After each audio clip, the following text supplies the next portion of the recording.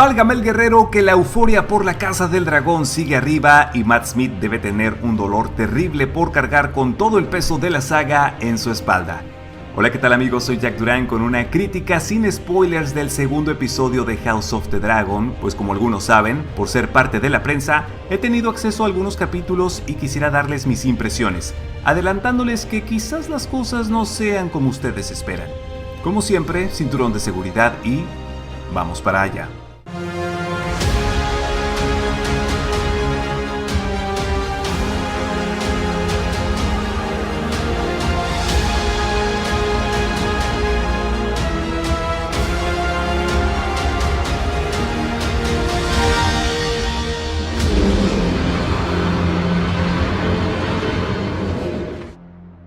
Comenzamos diciendo que este episodio es un escalón de descanso que baja el ritmo respecto a lo visto en el primero, avanza con lentitud y se percibe más privado e íntimo.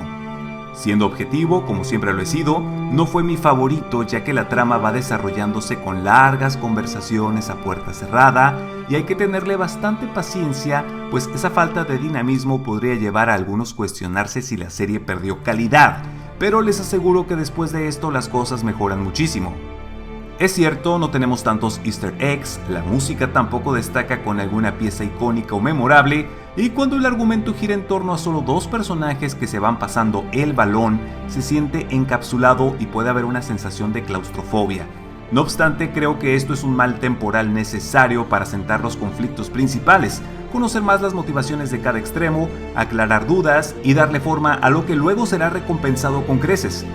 En ese sentido, el episodio llega a parecerse mucho a The Crown mezclada con Succession, y eso es algo bueno, pero a mi parecer le faltó algo contundente que mostrar.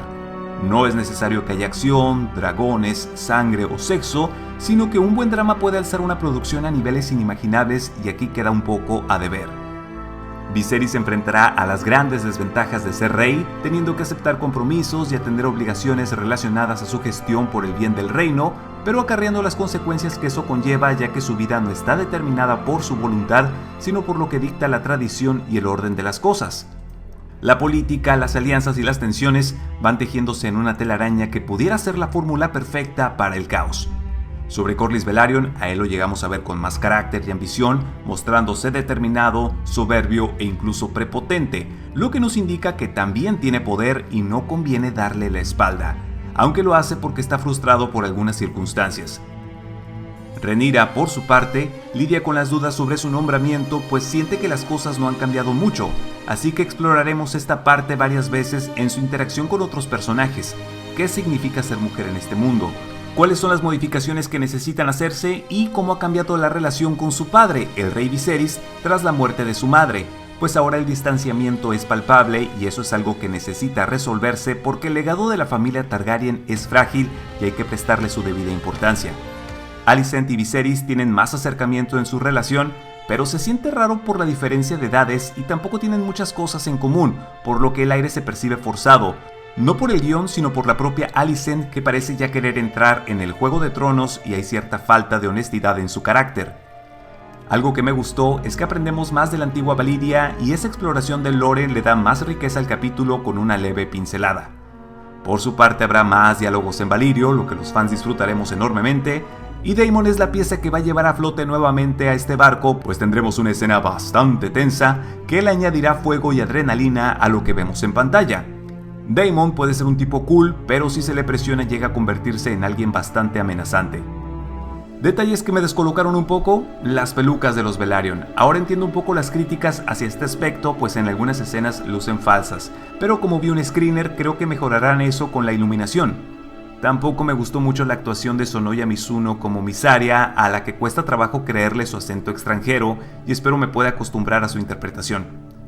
En términos generales el capítulo es muy neutro, no necesariamente malo, aunque yo le daría un 7. Recalco que luego la trama mejora muchísimo a niveles casi estratosféricos con mucha emoción, intrigas y giros abruptos, y lo mejor es que esta emisión cierra con una alianza inesperada que nos deja en suspenso porque algo bueno se viene en el tercer episodio y creo que nos pondrá a todos al filo de nuestros asientos. Y de esta forma hemos terminado. No olvides suscribirte al canal y activar la campana de notificaciones acá abajo para estar alerta de nuevo contenido. Por mi parte es todo, muchas gracias por estar aquí, mi nombre es Jack Durán y nos vemos en otra emisión.